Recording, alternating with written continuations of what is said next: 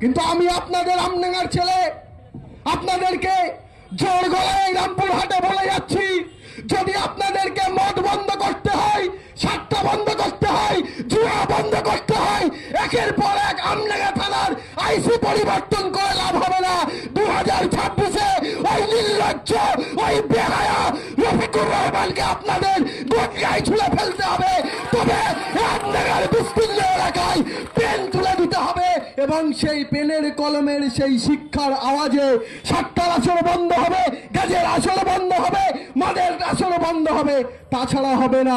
আসলে আমাদের গোড়াই গন্ডগোল, আইসিতে গন্ডগোল নয়, সবার মেরুদণ্ড বিক্রি নয়। আপনারা ভুল ভাবছেন, এসি ঘরে প্রেস কনফারেন্স করে বলে দিচ্ছেন অমুক আইসির নির্দেশে অমুক রাস্তা দিয়ে গাজা যায়।